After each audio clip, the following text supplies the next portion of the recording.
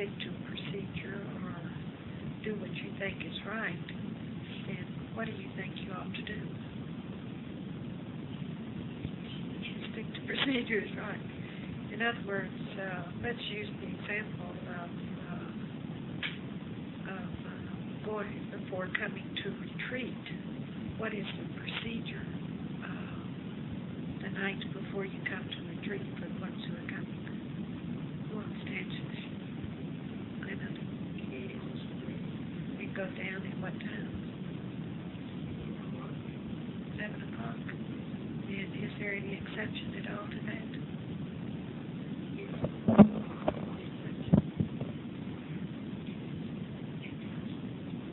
And what if you don't have an outbreak?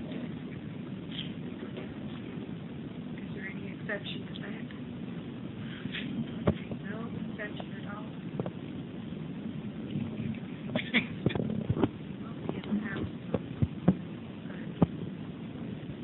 Okay. What if you... I'd like to make a guinea pig of Mercoti, because I think he felt justified. He must have, or he wouldn't have done it. And we've got to take the higher side, and we've got to help him understand why it wasn't right. Like, because he said he went down a little after 9 before coming to retreat, and said he had also that he had difficulty with in the last couple of days before coming to retreat in priorities.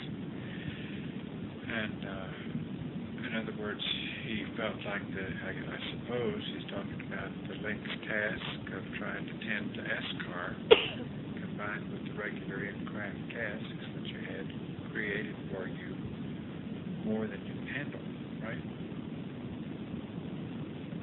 Is right or wrong? Good. Okay, why did you think, let's just start off and take a few things to see if we can help you understand priorities. What was it that caused you to have to stay up till a little after 9? Yeah, thinking at that time, still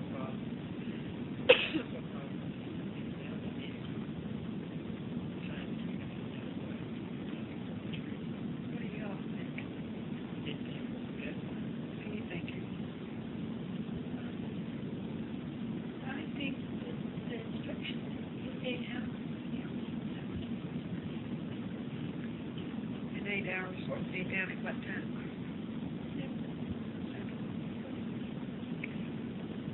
Okay, Mercoti said he thought 8 was, then why were you a little after 9? Before 8 o'clock, we started at 7:30. Had a task, vital connection, trying to work on some problems that are coming.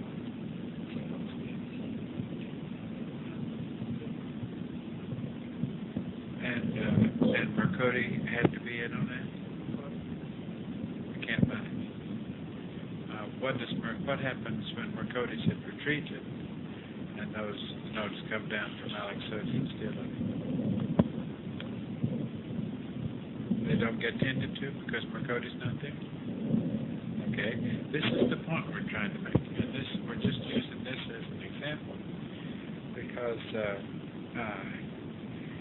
priorities are a very important thing, and if you can't sort out priorities, then all you are doing is,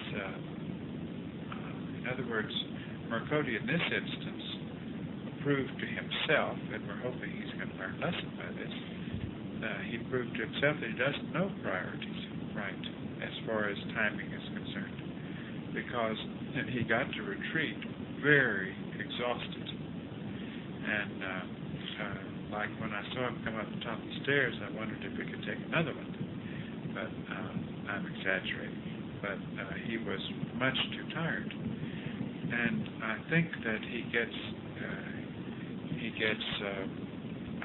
responsibility mixed up with procedures, and thinking, and still slips into thinking that I've got to do this and I've got to do that and I've got to do the other. As if he's going to get some sort of scolding from older members if he doesn't do it. I'm teasing still, because we know that he doesn't expect to get scolding.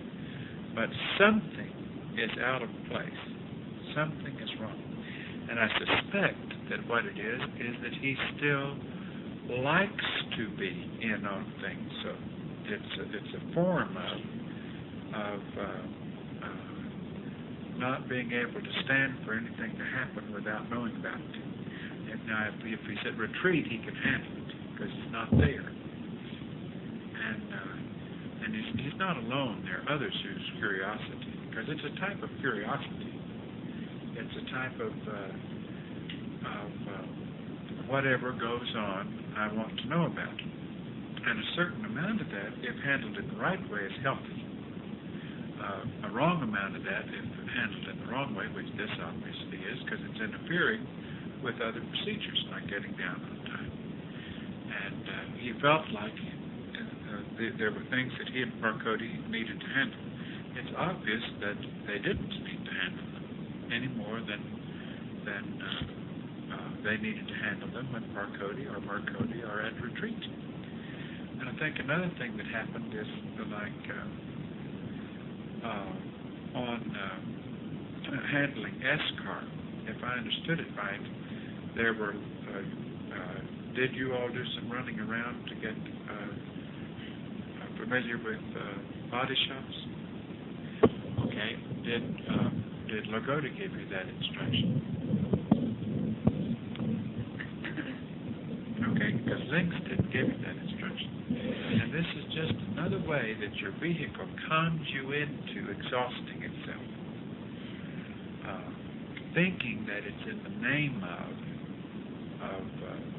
being responsible. And yet it loves to go. A lot of your classmates still have that to deal with. Loving to find excuses in the name of tasks which would cause you to go and go and go here and go there. In other words, you didn't need to go anywhere and check out body shops. If you felt like, first of all, we felt like and had even indicated that we were real pleased with the work that Village Cadillac did on SCAR before. Now, if you had felt like, because of discussion with Aetna or the insurance company, that they were questionable, then you should have brought it to Link's attention. Or you could have made a couple of telephone calls. But when you run around from place to place checking them out, you're just wearing yourself out. Plus, you're shutting yourself out of tasks that need to happen in the craft. Other types, whether it's lab or whatever it is. I asked Marcodi, he said one day things got really frustrating trying to do Link's task and trying to do the lab. And I said, well, how many hours did you have to put in the lab? And he said 6 hours, which he couldn't understand how in the world he could justify his crew putting in 6 hours, plus couldn't figure out how he could justify running around so on Link's task. The only reason we're bringing this up is so that Marcodi and others like him can work on priorities and not use instructions, or not use tasks as a reason for exhaustion. And that's what happened. Tasks were used as if, because you might as well have said, no, you didn't mean to. But it's just like the lessons we've gone through recently with Lagodi and Cadoti. You might as well have said, Link's piled more on me than I can handle. And I grumbled under it. It caused me to go down late and to get no rest, and for a day or two to be exhausted and not to know how to handle things. In other words, because of lab duty and Link's tasks and so forth, which is not so. It may be the way you saw it, but it isn't so. In other words, you could have handled it in an expedient way, and a way that wouldn't have caused you to need to be that exhausted. You know, just the other day, we were talking to these about some priorities on something, and we said we were going to put it on tape. But I don't remember exactly. They're supposed to write it down. Oh, they're supposed to have written it down. Okay. But while they're getting their little papers together, what you all have got to remember is to take care of your vehicles. Now, we used to say, you've got to take these vehicles with you. So, you have to take care of them. But now we've learned differently. You have to take care of your vehicles so they will last long enough for you to be born. You see what I'm saying? And if you get yourself too exhausted, it is not good for your vehicle. You can't, it's just like a mother or an expectant mother running herself down and then expect to have a healthy baby. In a sense, you've got to take good care of these vehicles in order to have a good, healthy butterfly that comes out of it.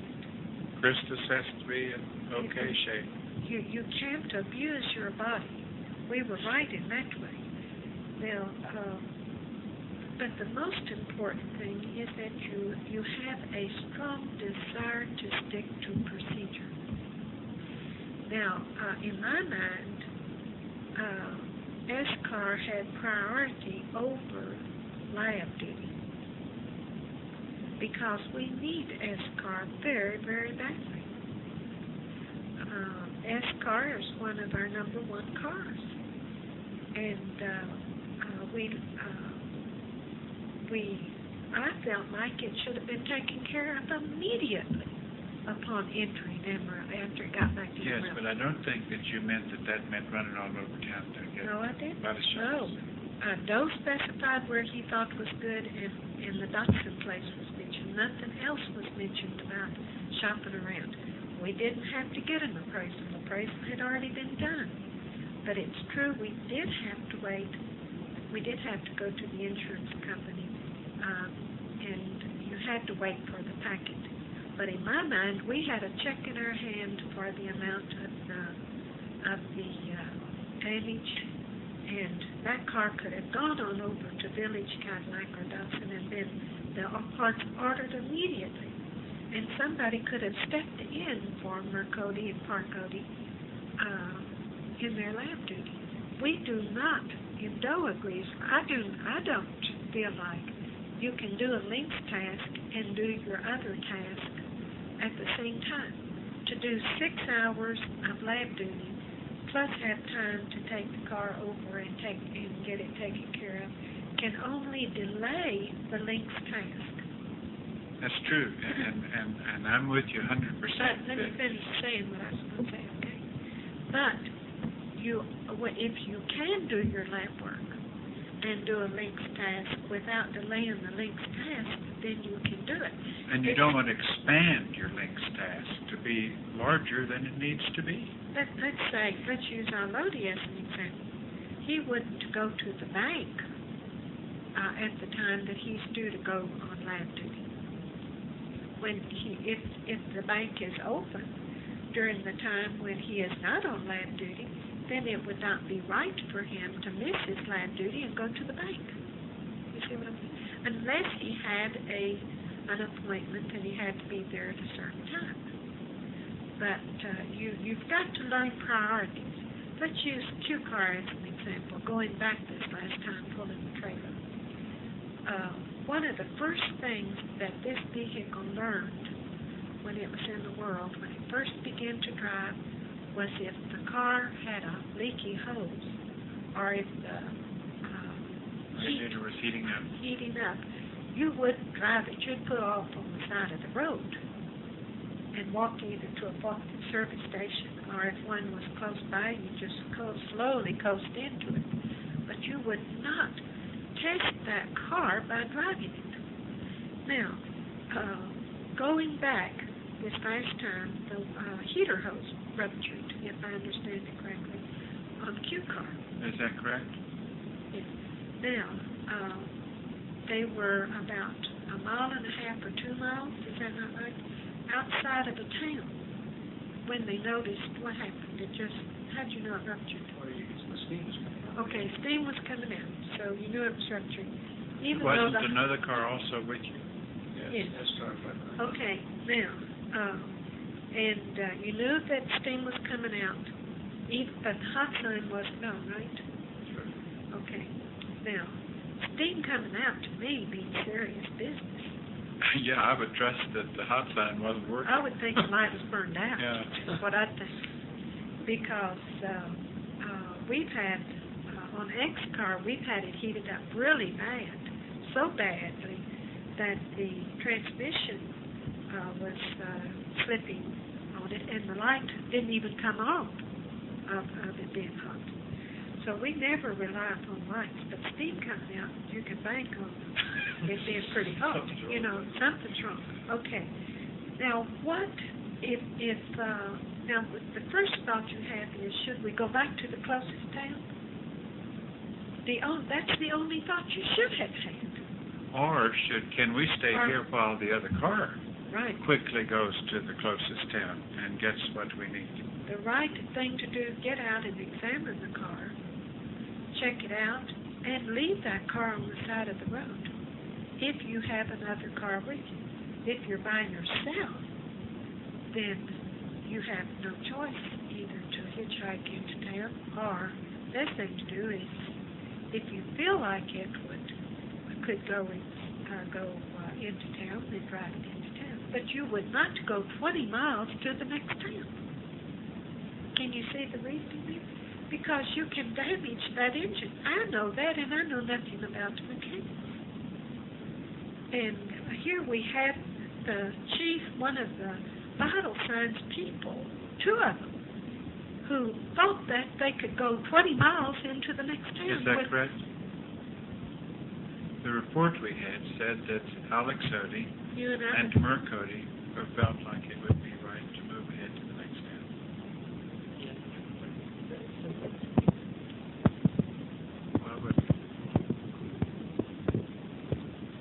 Well, how can you all make that decision? Now, you felt like you shouldn't. This thing that was mentioned was only a couple of miles past as fast as back.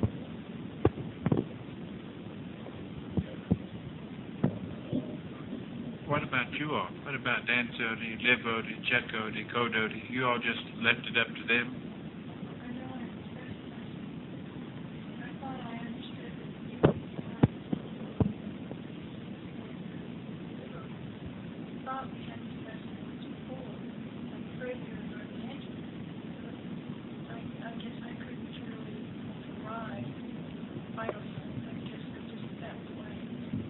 Okay, it's obvious that the vital signs people don't know what they're talking about. Okay? They're good at changing oil and filters.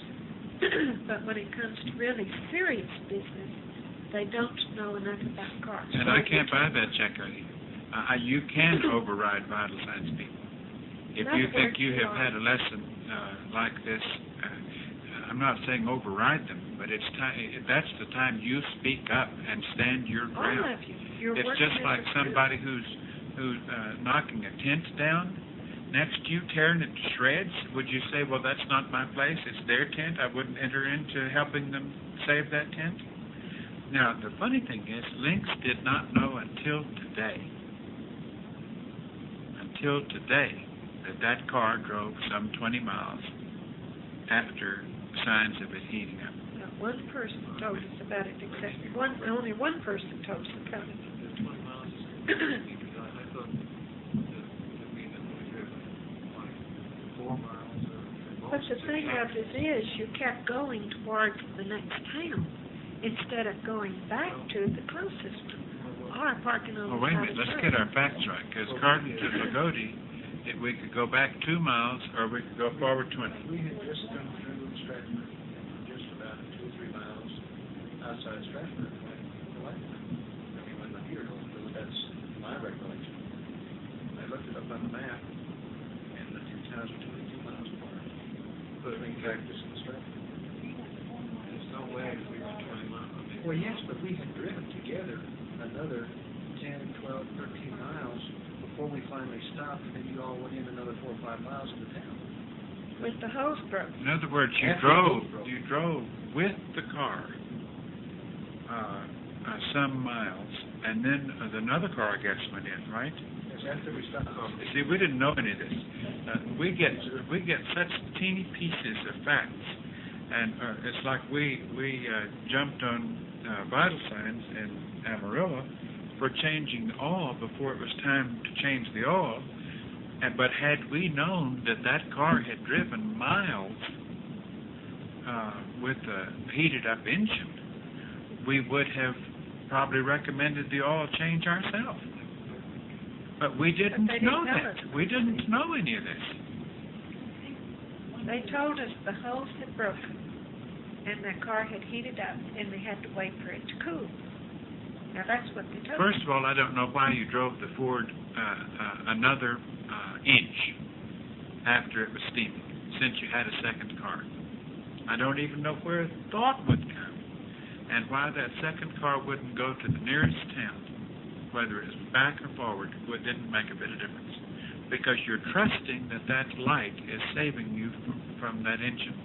You could have blown that engine We don't know in the that it next is. mile. We still don't know that we haven't ruined that engine. We feel extremely lucky that you got back here from Amarillo with that car after having driven it in that condition.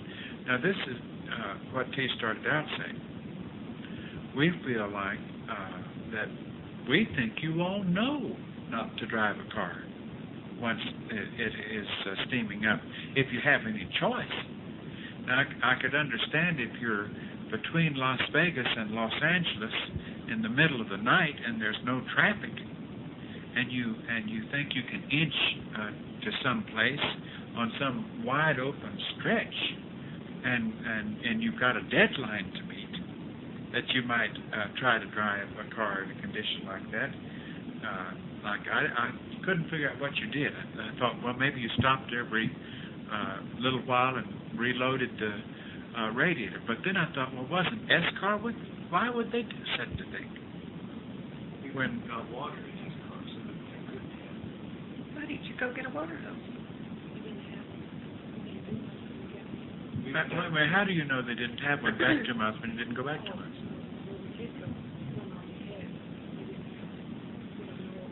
How do you know it was 4 months? Did you clock it? Where we found Oh, yes, but you don't know how far you drove from the time the first sign of steam until Q-Car stopped. Okay, the most important thing is that you learn how to think under these kind of circumstances.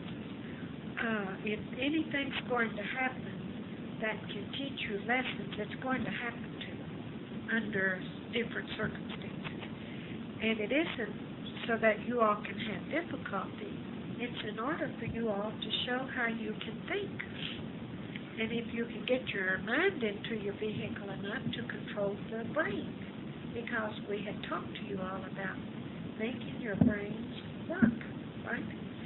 So the most important thing is that you all think. And you don't take one, when there were 9 of you, wasn't that right? Or 10 of you? 7 of you, okay. 7 people were involved in that because you all were together. And only 2 individuals made the decision, is that not right? One and the others went along. Like In other Lagodi wrote us a note saying he could kick himself because he felt he was so wrong in going along. And now Jacody says that she told others, but why didn't you get in the fight? Why didn't you tell the ones who were saying we can move ahead a little bit? Somebody, what do you mean by going along? Like we're going to actually along. That's what I'm saying, went along. In other words, he agreed Did he not? when his better judgment was telling him and he wasn't voicing it. This is the point we're making. See, how many times have we had happen in this lab, and probably at Amarillo too, that someone will say something and someone else will say, okay, and 4 or 5 others hear it and think to themselves, I don't think this is a wise decision. And then and then they blamed the two who made the wrong decision. Do you see what I'm saying? Which And, you're and often- in this instance, Mercoti and Alex Sodi, according to our report, Alex Sodi was pretty strong in wanting to go ahead, and Mercoti agreed, and the others went along. In other words, they didn't disagree, but then internally they disagreed. So they were as wrong as anybody because they didn't stand their ground and say, "I don't think we should move ahead." In other words, we're holding Jack Cody and Low Cody because they thought this was wrong but didn't voice it. Well, voiced it at the very beginning. Well, you did voice it, but then you didn't stick to it. You just said the town was 2 miles Well, I high. didn't go back there and fix it. As it turned out, it was probably 3 times or 4 times bigger than the one we were at, and perhaps could have gotten what's needed. The town you had just gone through. Well, Okay. why did you and Alex Sodi voice that you felt you should move forward?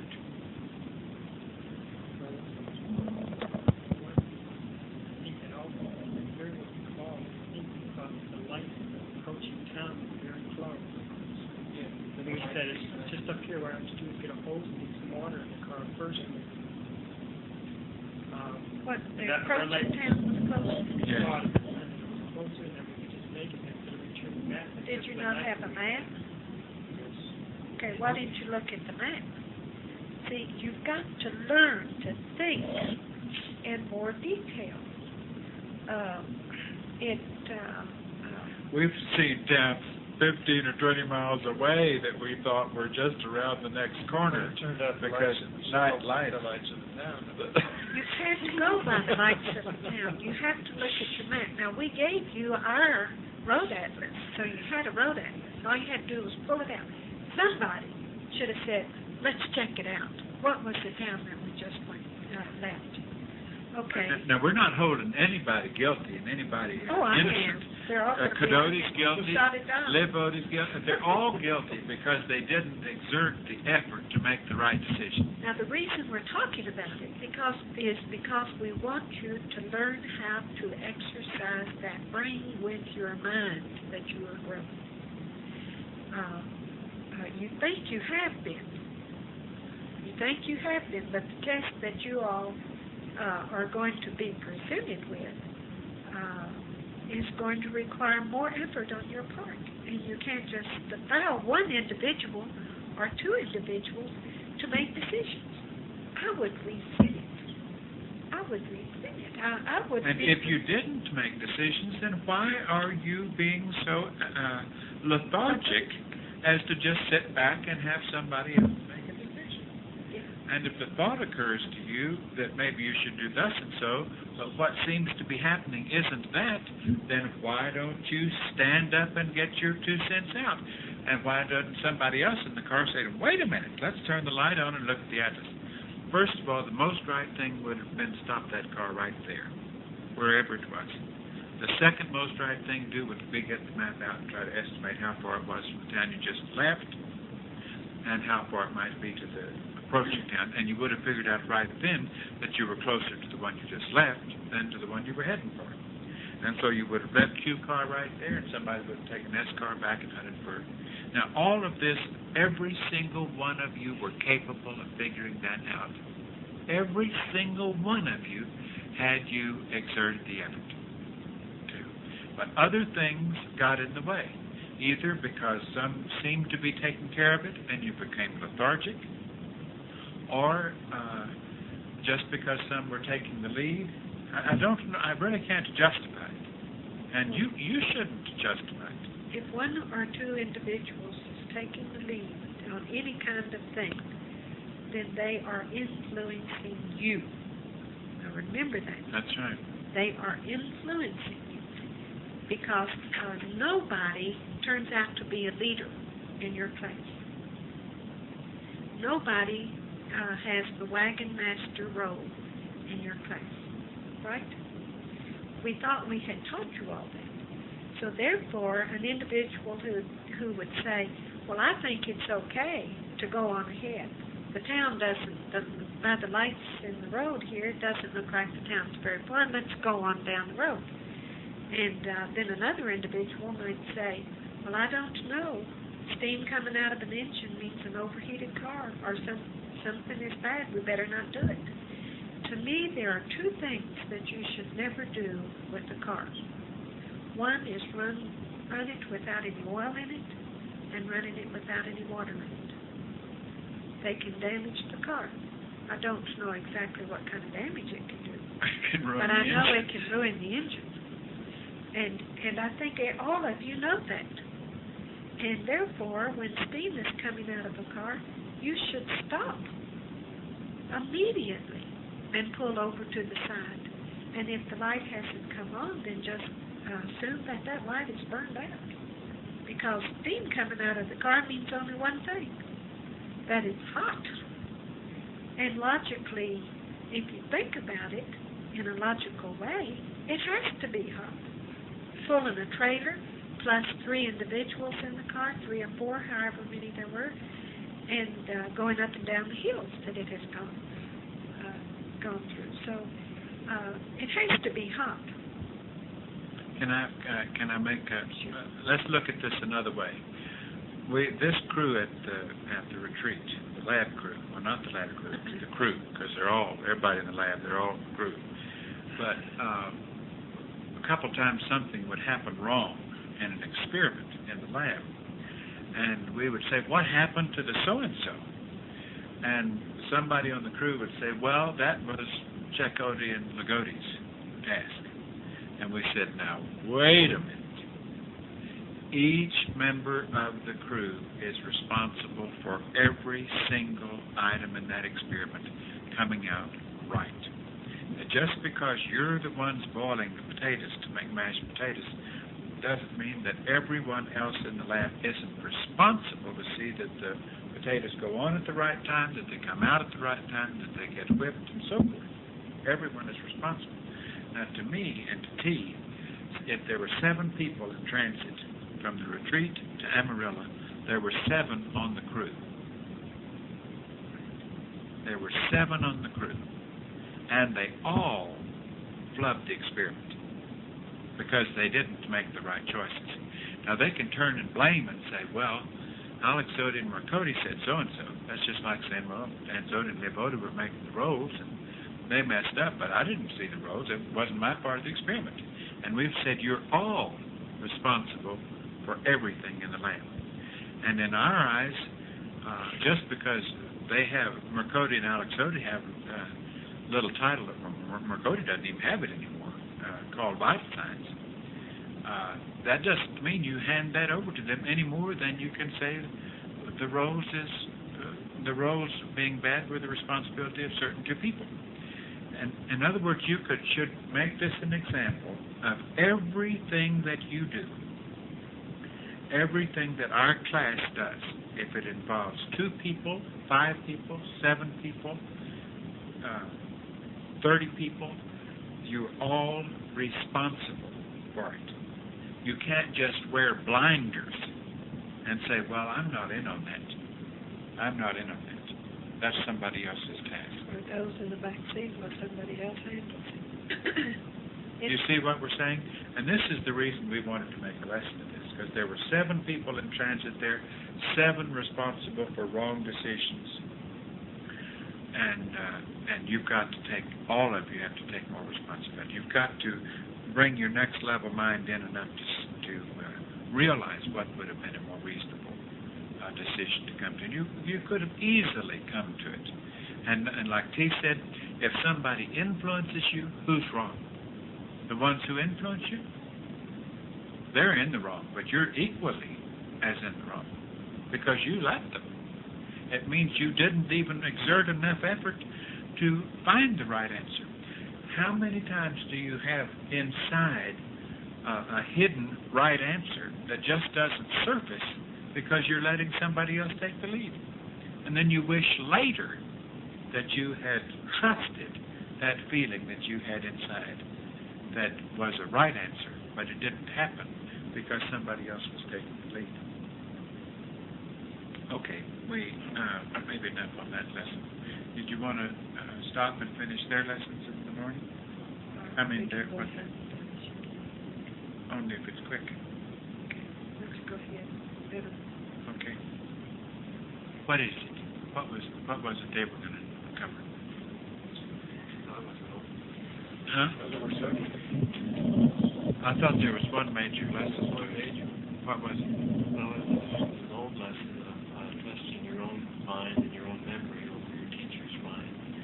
Oh, Yes. An incident occurred where you came in to help us with the meatballs and saw that oatmeal was on the recipe card for meatballs and said, where did this come from? Because you knew that you had never given instruction for oatmeal to be put in meatballs and couldn't understand where it came from. Our response was that, well, we've been doing this ever since the second time, as is to say that it was your instruction or that some instructions given to do it. And in saying that, we were in effect saying that Links was wrong, that we remembered it correctly, and surely you must remember it. And they didn't even say, I may be wrong. And the lesson was that was just like as old a lesson as could be. It was like purple polka dot from leisure Leisure boards. board, and yellow polka dot. that you can never win by trying to justify yourself in a situation. You use the example of the salesman who, even if he won the argument, he'd lose the sale, and you could never win by even thinking that you could justify it, even if you were right in what you were remembering, you would be wrong in trying to.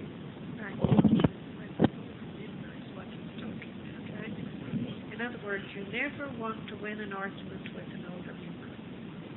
You want to always assume that the older member is right. And this is how we And you want to get rid of anything that's in opposition to that. If you don't get rid of it, you will only be the loser. You're contesting. It's just completely human. What happened here was that when Links questioned the oatmeal, some of the crew here immediately felt, even though they were trying to be very respectful and not say anything, they felt like Links had instigated oatmeal in the meatballs. And they said, like T said, very clearly, even without saying I might be wrong, well, we've been doing this since the second time that we've had this meatball experiment up here. But the whole lesson is that your mind has to override the vehicle's desire to take a stand according to how it trusts its memory. Why would you want to compete the memory of your vehicle against something that an older member has just stated? Why would you even want to? That's the question. Why wouldn't, in other words, if an older member says something and your vehicle tries to come back with, I don't think that's right. I think that if the older member remembered right, in other words, why would you want to listen to such a thing as that, rather than immediately get back on the right track by listening to what the older member has to say? No. Why would you care about bringing in some defensiveness or weighing your memory when first of all, there's not a single class member who has not proven many times that their memory of their vehicle is not worth a darn? I mean, we have all proven that. We have all proven that our brains aren't to be trusted in their memory of things like that. That's the reason we have books and books and books and check partners and procedures. But even more important than that is that you have got to stop any vehicular response with an older member when your vehicle wants to take a stand. There's nothing to be gained by that except unless you want to lose your ability to work with an older member. You could gain that. Do you see what we're saying? Because you can lose that position in a hurry, which you don't want to do. So any thought that would come in opposition to what the older member is giving you, you want to know how to immediately squelch, so that your attention then goes on, where do we go from here? What is it that the older member wants us to do from here? I certainly don't care about bringing up something in order to try to win an argument, because if you do, then what is your desire? To elevate yourself by having won an argument, or is your desire to get back on the track? Do you see what we're saying? The human desire is to elevate themselves by winning an argument, trying to prove a fact that is of no relevance, that is really of no relevance. If it was of relevance, an older member wouldn't be standing here saying, this is not right. Can you follow that, or am I cutting too many corners? Now, there's something else. Do you all want to add? What kind of response should you have had when the older member found out that there was oatmeal in the meatball?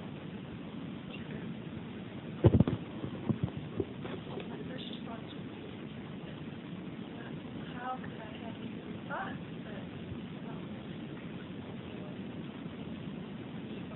Must have been that my brain must have thought meatballs and we had oatmeal, so I automatically let my brain associate meatballs with oatmeal, and What Chacote's What are saying. you doing, though? Yeah. What are you doing at the time that you're saying that?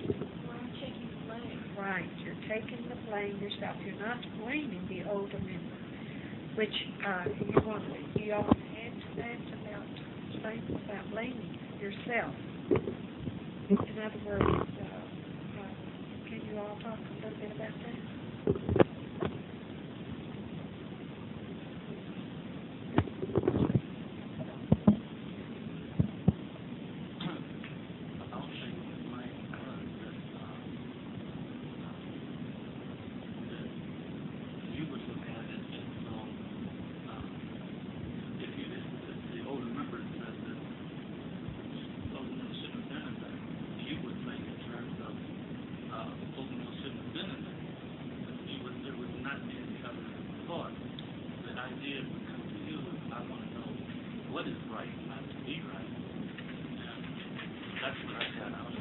Well, that's true. But in addition to what is right instead of what I thought is right, the point that Chacote was making is that instead of listening to some argument of your vehicle of how you think you must have arrived at that and blaming it on an older member, that you would immediately take the position of, I must have heard it wrong, or we must have heard it wrong. In other words, what's wrong with that? Nothing is wrong with that. It's just like T and Do said, we take the blame all the time.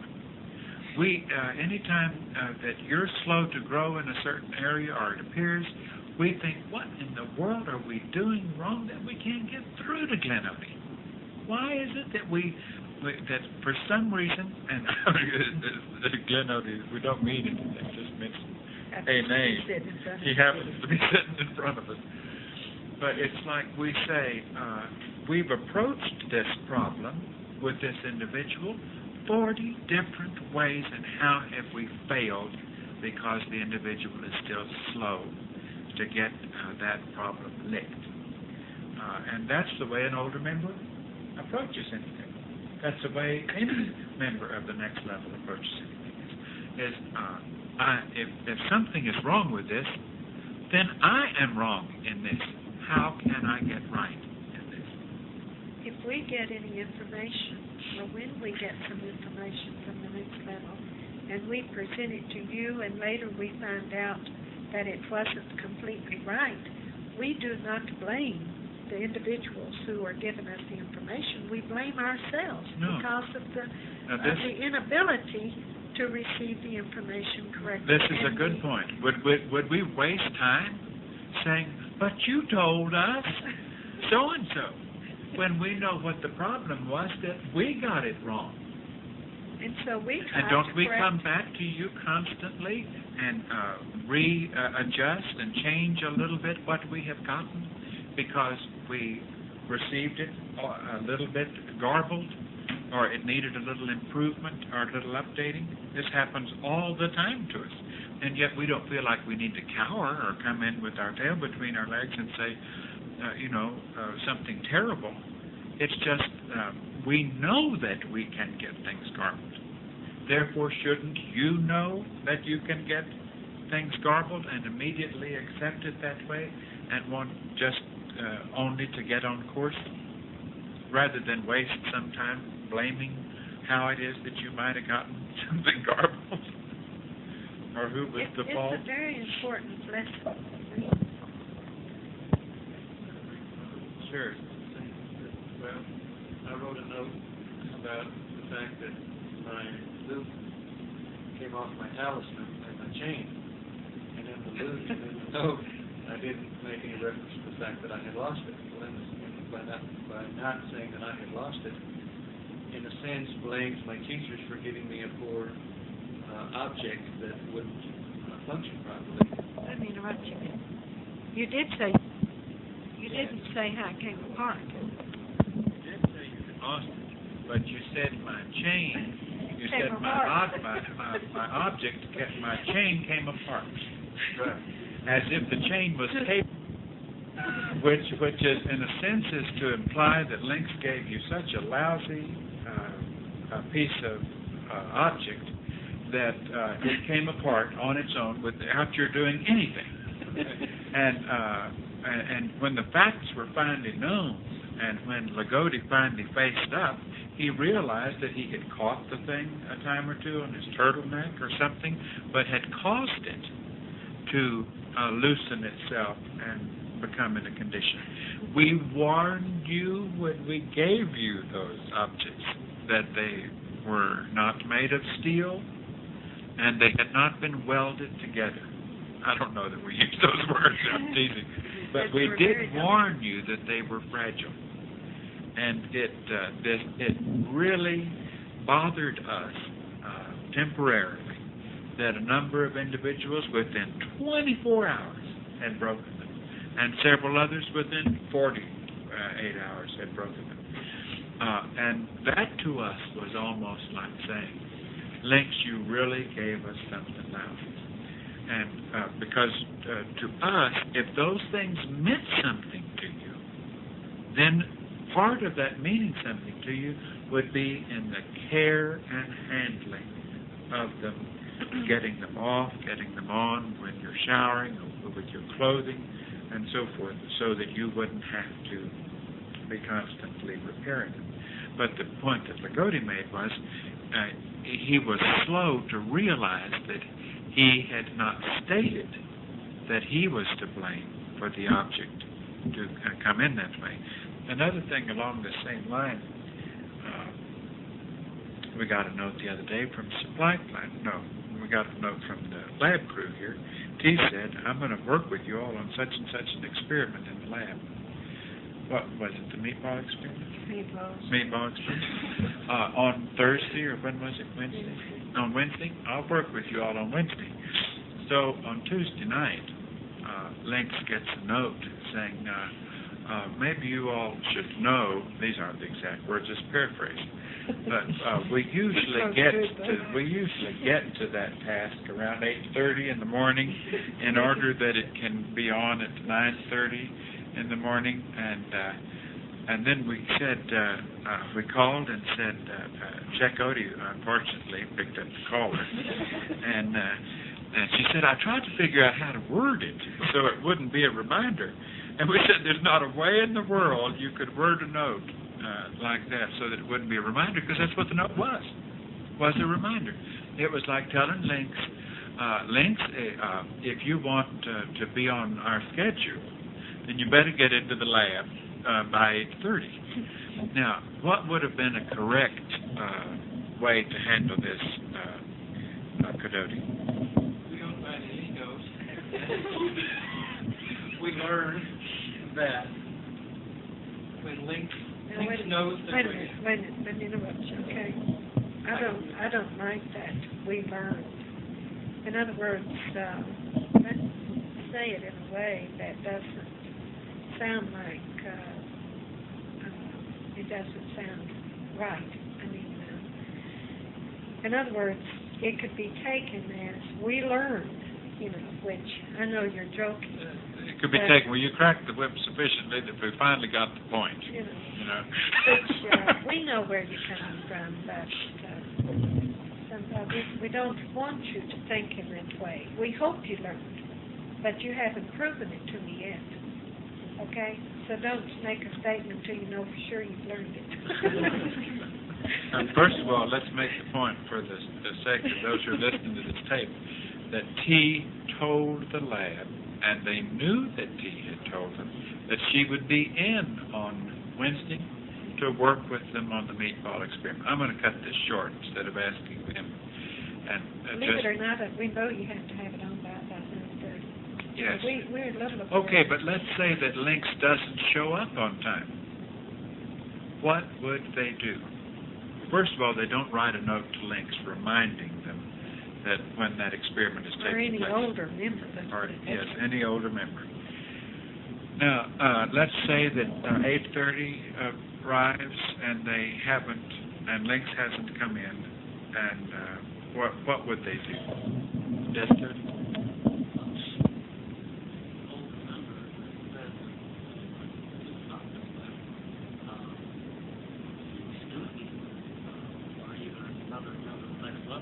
Rely upon taking that responsibility. But if he doesn't do something, then you wait for it to be done. That's right. You wait for it to be done. Now, in other words, if we had come in at noon the next day and had no contact with you because of higher priorities, you would have had every right to have no experiments going. First of all, there were no guests at the retreat. It was only the crew. And what they were doing was waiting, or what they should have done was wait on that day for Lynx to come in to work with them on HP. It's not that they're going to starve to death. They've had cereal and toast and so forth. But in this particular instance, they knew that Lynx was going to be in contact with them sometime before 8:30 or 9 o'clock. How? That's right. Lynx always calls them for juice. And they also have an instruction that says, if you need to tell us something, you can tell us when we are making contact with you. Like if there's something you need to tell us. Like if we come in with our garbage, or we come into the lab for some reason, and they have something that they need to tell us that's urgent, that's the time they can tell us, because they don't have a procedure to call and interrupt us unless it's an absolute emergency, the crab's on fire or something. But when we called for juice, they could have said, like if we called late. Actually, if we called at 8:30, you don't have anything to say, because 8:30 is still safe zone for getting that experiment on. So you really have nothing to say. It would have had to have been later in the morning before you would have been able to say anything, when you were really behind schedule and saw Lynx. But the fact that you jumped the gun the night before in order to save yourselves any anxiety the next day, in order to remind Lynx of when you might want to start that experiment. T has an unbelievable memory of when T says, I'll do something, and it just stays right there at the fore of the conscious mind. Now that doesn't mean that T wouldn't still drop that immediately if some higher priority came in to take precedent over that. And only time that would happen, it would also be a good lesson opportunity for you on what to do under those circumstances. But you don't cover your bets by telling an older member of reminding them of when you need to start an experiment.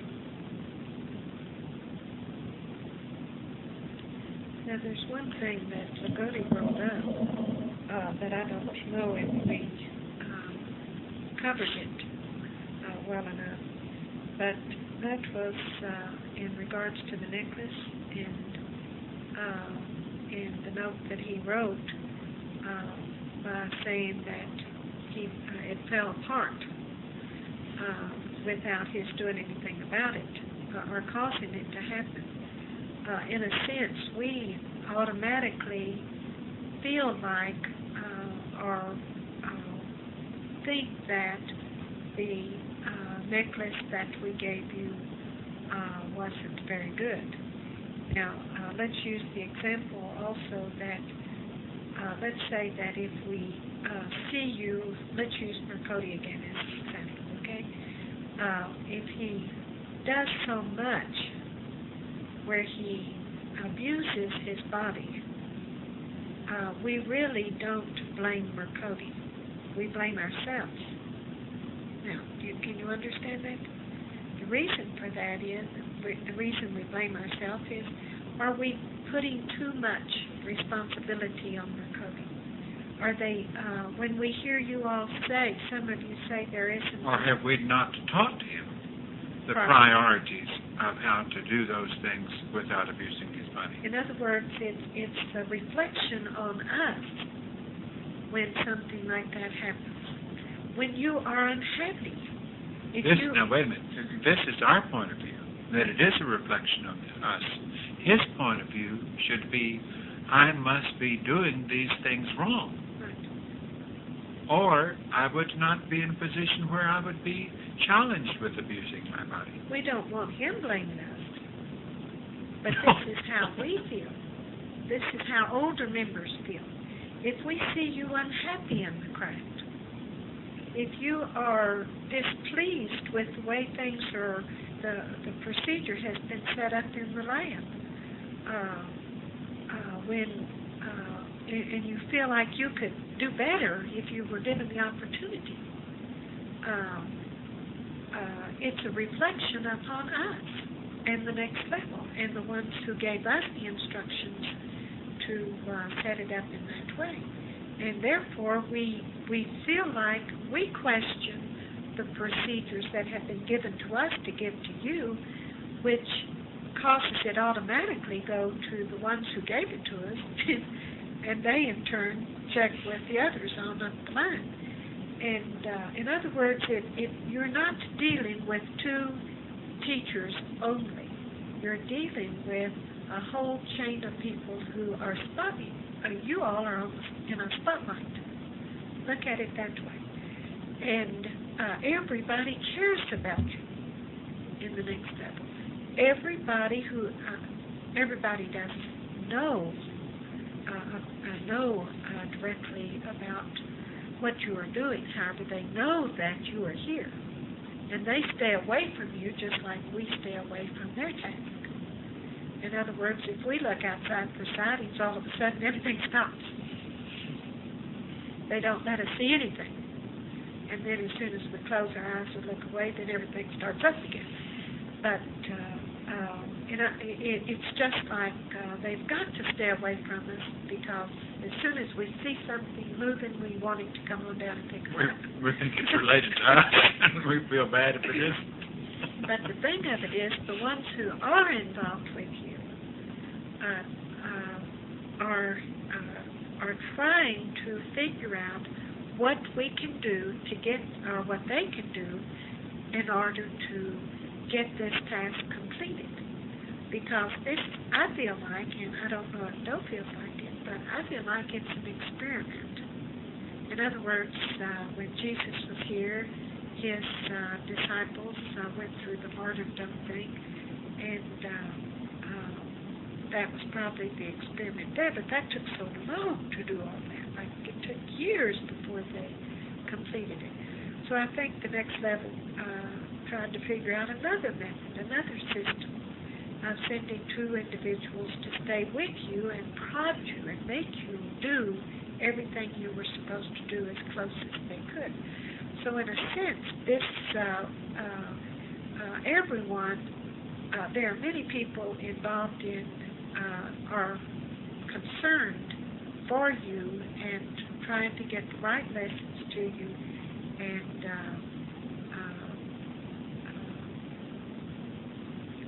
they want you, in the process of going through this, to be as happy as you can be, to be as comfortable as you can be, to make things as easy for you within the limit, because there are some things that you have to do with a little bit of suffering. But you don't have to suffer needlessly. You see what I'm saying? You don't Got to have suffer on the right things. Right. You can't make things happen for you and think you're going to grow a body more quickly. In other words, if you put your vehicle under stress against procedure, then you're going against what the instruction is. If you are allowing yourself to become irritable or sharp with somebody, that is not procedure, and you are not helping your body to grow in the right way. You're allowing some steam to come out of your vehicle, and all of that energy is being wasted. You don't grow anything by letting off steam, I'll put it that way, any more than you could drive that car down the road with steam coming out of its engine without doing some damage to the car. You don't do damage to your vehicle, you just don't do any good to it. Well, you retard it in a sense. You retard it, right. And when you get to the next level, if you let off too much steam, or you don't exert the effort to follow procedure and to develop the right kind of thinking, then when you get to the next level, you may or may not be able to immediately get out of these vehicles. You may have to go into the premature nursery. And you might say, well, I really don't care. Once I get out of here, I'll be so happy to get out. But you will be just as miserable there as you are here, because you will see others busy doing something.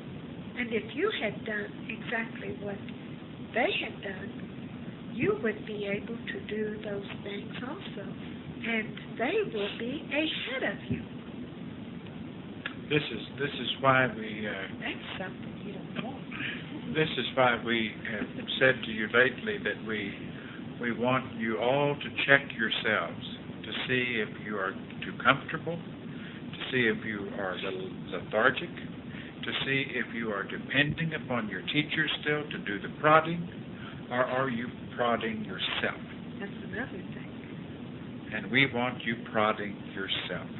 We want, like when we've been saying that we have to still give you the emphasis. We have to give you a lesson in a way that it makes an impression on you. In a sense, we do it so strongly that it ends up hurting you. And then we feel hurt because we know we've hurt you. And yet we know that if we did not hurt you, you would not suffer enough to get a good impression there to learn the lesson. But we know that you've got to grow to have the strength of that impression applied by yourself and not your teachers. That should be repeated. Well, this is what we are craving. This is what your teachers are craving to have happen in a very accelerated way. And that is that you feel so responsible for accelerated growth yourself that you take every opportunity to learn lessons so seriously that in a sense you are hurt by each lesson. Not the kind of hurt that sends you on a downer, but the kind of hurt that makes a remembrance of that lesson stay in your conscious mind so that you don't lose it. In other words, you can't stay in the shadows. You can't let the lessons be for others. You can't, if you do, you're going to be a very slow birth. You're going to be like someone who would need the incubator. If you want to, when T has told you that nobody in the next level is going to prod you once you get out of this environment, if you really knew the importance of that, then you would start learning how to prod yourself more consistently and more often. And that prodding means that when there's a lesson to be learned, it means something to me. It hurts me that I had to have that lesson. The only reason I'm accepting that hurt is so that I won't have to have that lesson again, so that it will be a deep impression. Not to go on a downer, but I want to carry that with me in my conscious mind. We said to these at retreat the other day that it's just like a fly has many, many, many, many limbs in his eyes. But somehow or other you're still operating as if you have one eye, even though you have two that move in your head, but you're still seeing one thing at a time in your conscious mind.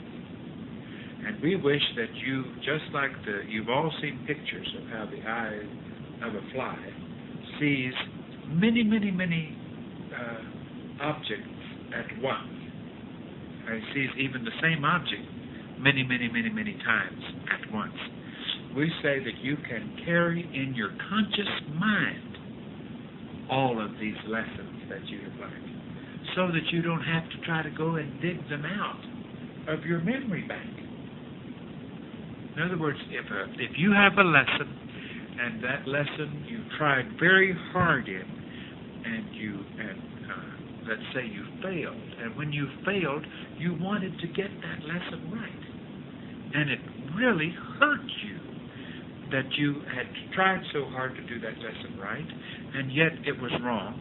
And so while getting the right lesson, we really came on strong. And we said, Jim Odie, can't you do anything right? How can you do that again? Don't you do that again? And Jim Odie says to himself, I'm not going to do that again. Now, why is he saying it? Because he doesn't want another encounter with lynx like that? Because sometimes you have to deal with that. And who would be the loser?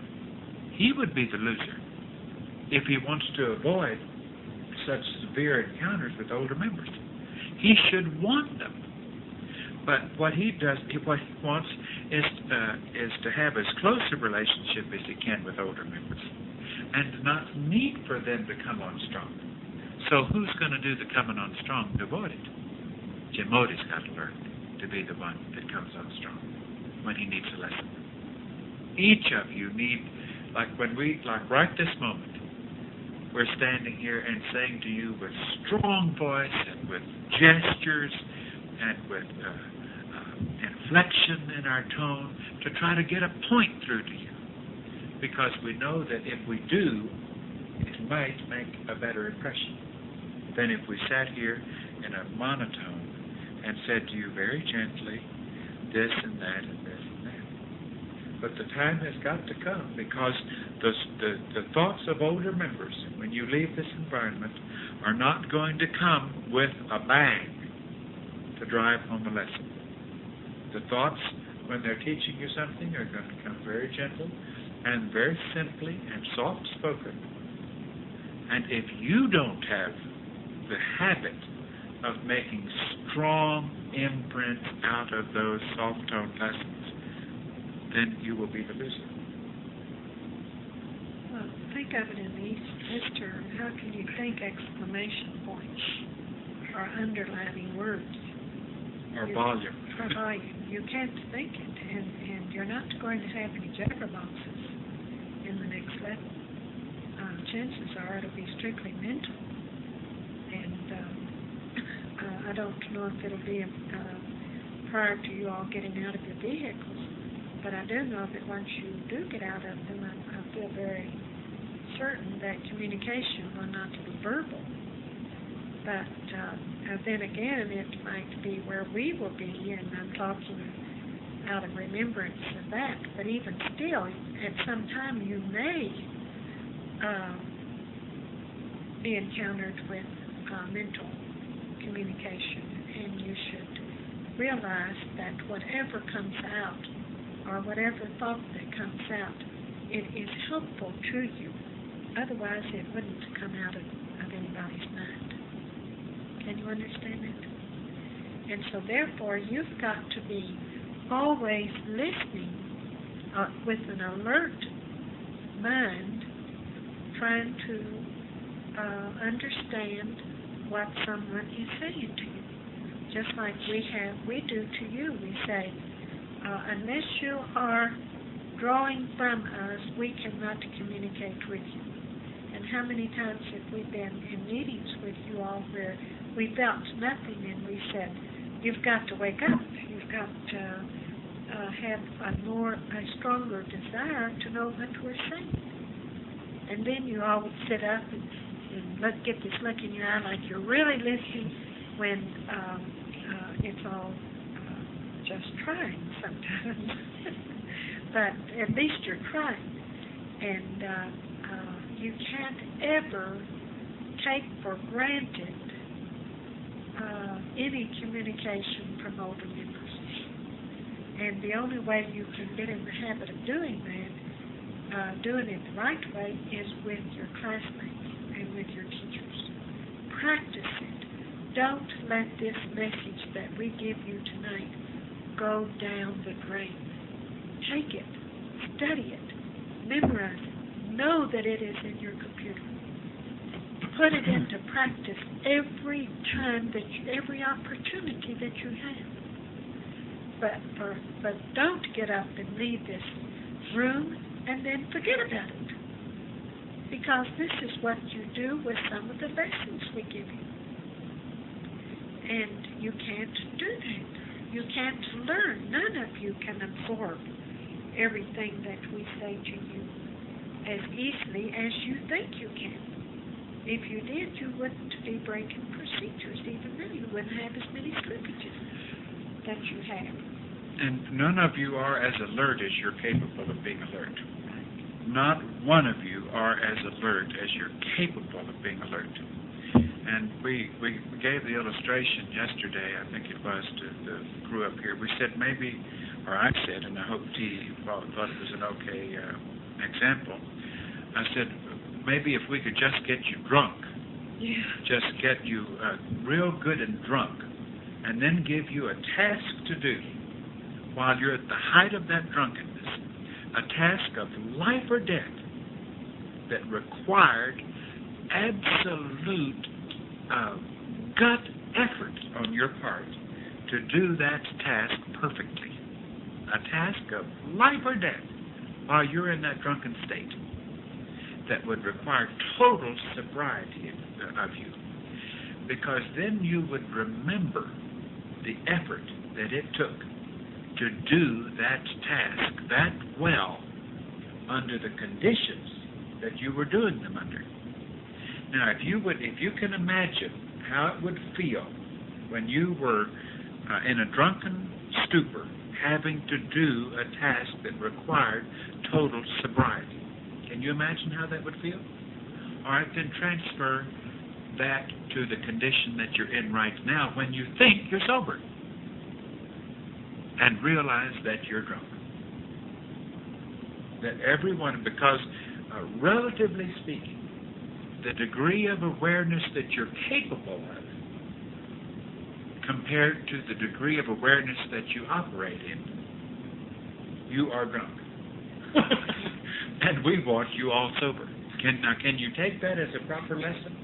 If you would consider the fact that I am never as keen and as alert, it's just like the being on the side of the road with steam coming out. Those who didn't speak up at all or take any stand or say, let's turn the light on and look at the map or consider going back, they were showing how drunk they were. They weren't being keen at all.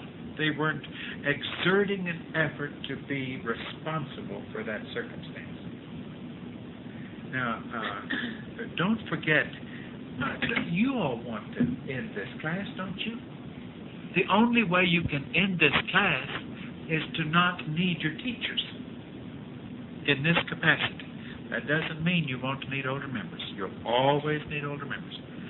But you don't, we want you to get where very, very quickly you can, these essentials that we're teaching you right now, if you could absorb them sufficiently, we could get out of here very, very quickly. Because they're very last-minute things, or they're things that if you could really do them, you would have the essentials down. If you could really maintain the kind of keenness we're talking about and keep it with you and be responsible and do your own prodding and desire to grow as fast as you can grow and take the blame for everything and crave service, if you could get all those things down and live for nothing else, well, we would really be able to wind this class up in no time.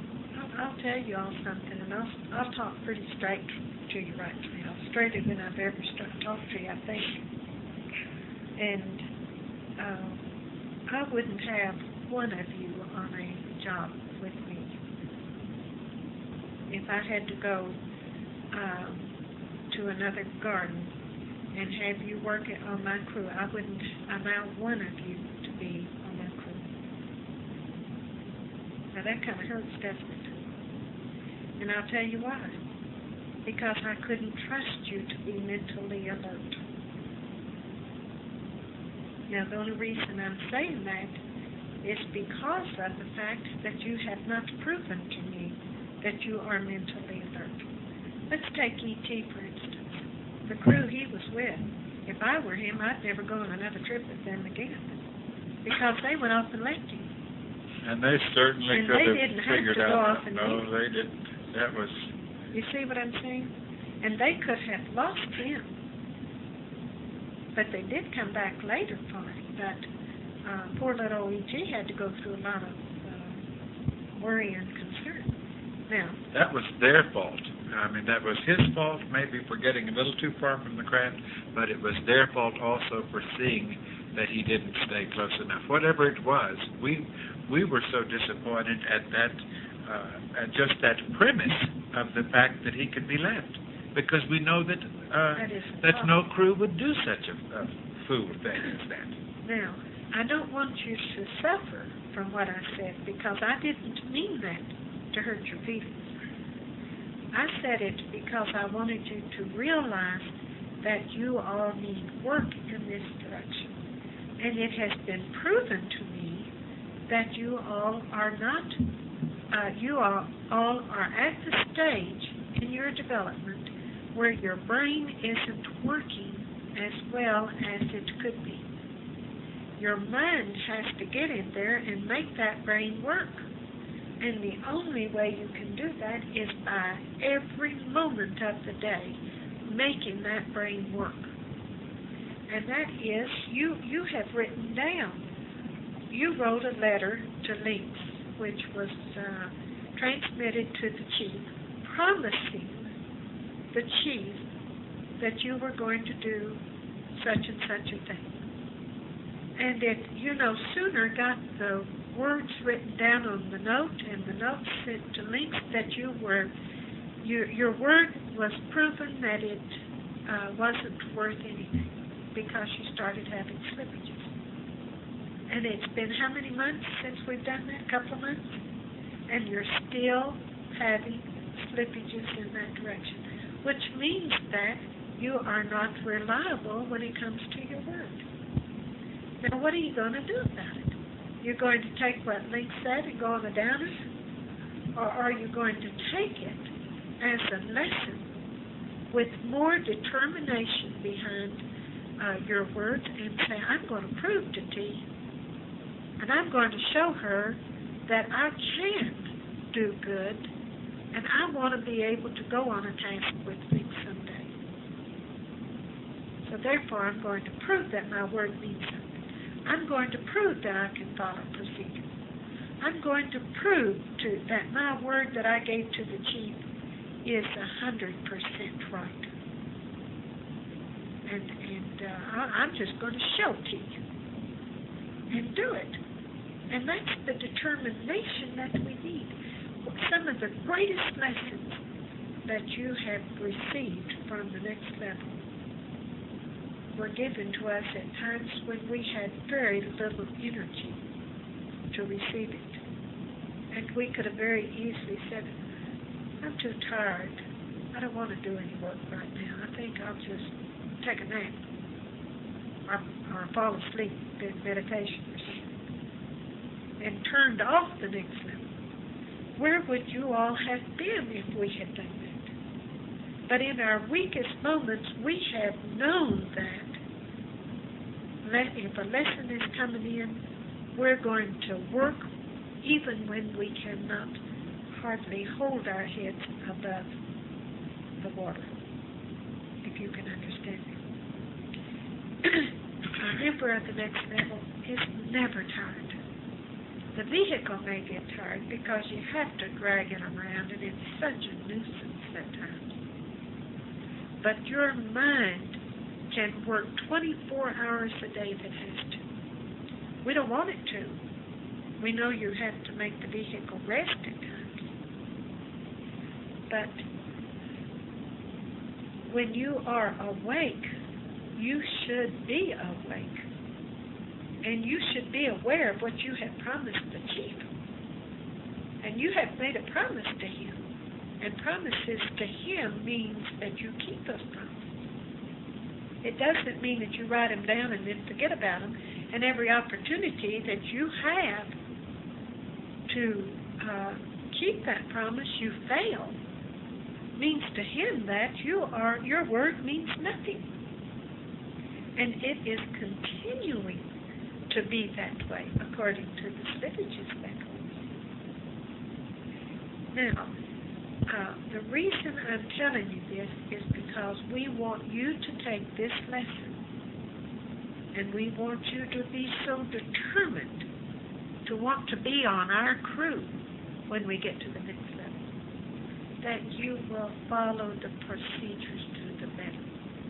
You will remember what you promised the chief, and you will try to do it, and you will feel badly, so badly, when you have slipped, that you vow 1,000 times to yourself that you would never do it again, and you don't do it again. That is what the word means in the next level. It doesn't mean I'm going to be a good boy. I'm going to be a good boy, and you write it 10,000 times. It doesn't come that easy. I wish it did. We'd have you write it down 100,000 times. It takes the effort that you exert to do what you have promised the chief and to do procedures. It takes that effort to be born. That's if you want to be born, then get that effort in there. Get that mind to work in that vehicle. Make that brain of yours really start functioning. Sometimes you're a lot better than you think you are. Yes, but you still think that the brain is going to automatically be more obedient to your next level mind, and it's not going to do it. You've got a brain that's in a very clumsy position, a brain that actually thinks that its function was to carry out the emissions of its genetic structure, and you're not letting it do that. You're stopping it from doing that, and yet you're not carefully telling it what it must do at every turn. Don't forget, it's your next level mind that comes into your conscious mind and then must tell the brain what to do. Your next level mind does not come into the brain and then enter your conscious mind.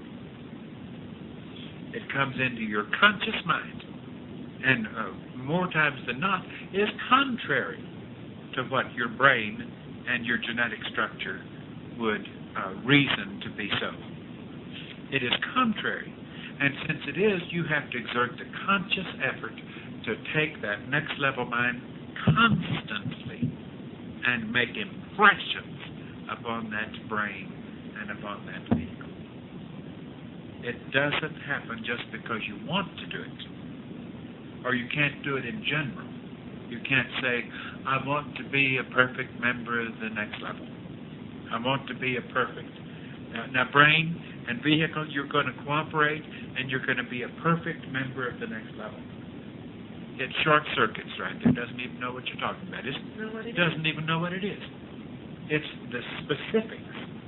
It's each instance. It's each lesson that has to be impressed upon that brain and that vehicle. And forcing the brain to absorb it and accept it, and forcing the brain to be keen and alert and exert the effort. And goodness, if you could realize the importance of what he just told you. Because you're a human, and don't forget, you're still occupying a vehicle that wants to respond in human ways and still tries to con you into thinking that this is what we call logic, and this is what we call reason, and so forth and so on. This is what your brain would tell you because that's what it's been programmed to tell you. And one thing it's been programmed to tell you is that the best I can offer is to try to improve myself by wanting to do something better. And that's not the way of the next level. The next level doesn't go through unlimited steps of improvement, getting little gold stars or chevrons on its shoulder every time it tries. The way of the next level is when someone says, do you want to do so-and-so? Do you want to correct that problem? And you say, yes, I do. Then they expect you to live up to that and to do it, not to try. In other words, you've got to stop accepting try as an okay premise. You've got to stop accepting it. Try is such a tiny bit better than nothing. Try is just a tiny bit better than nothing. Doing is the only thing that's significant. And doing takes a strong impression that stays in your conscious mind. Then you can do it.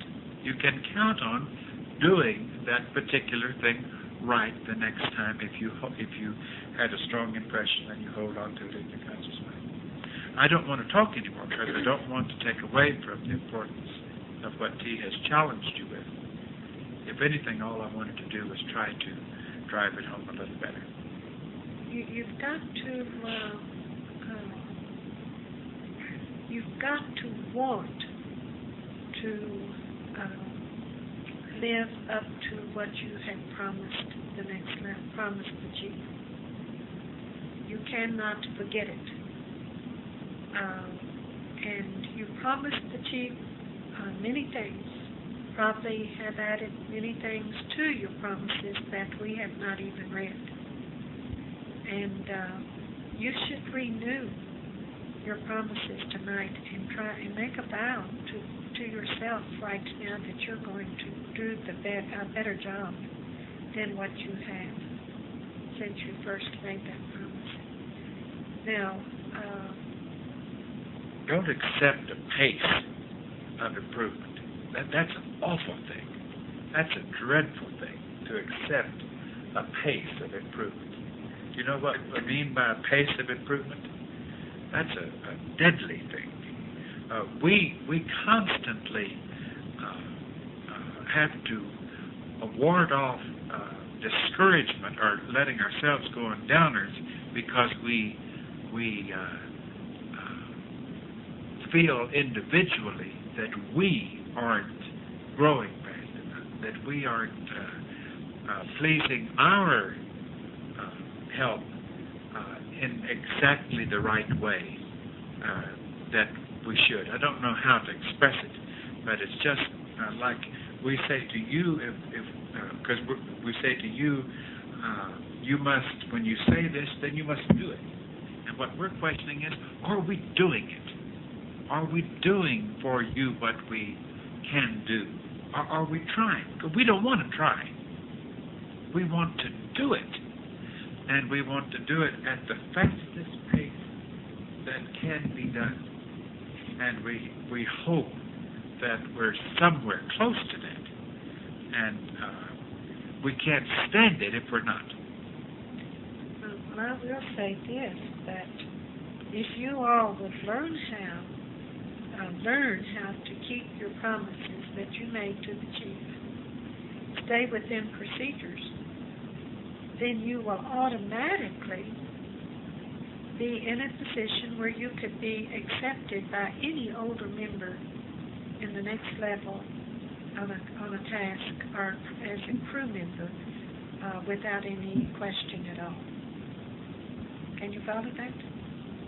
In other words, if you could do these things, I would be the first one to choose you if you would want to be on a crew with me.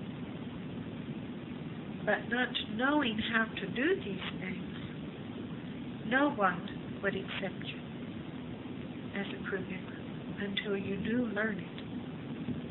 So you might as well start now, right? Develop it.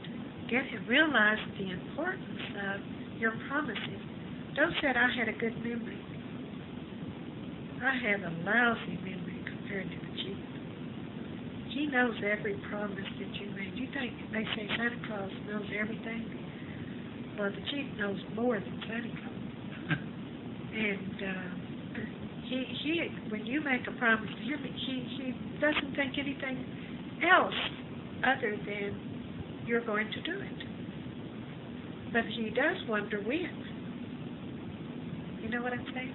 He may say, well, I'm waiting for them to grow to be where they will keep their promise to me.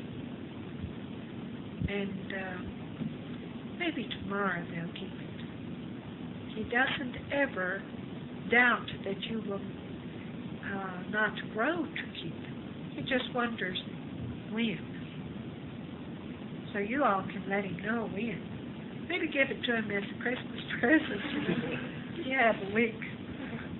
Don't forget, this is why you're here, That's right. is to develop strength so that you can perform. Because without this strength, you will have no reliability.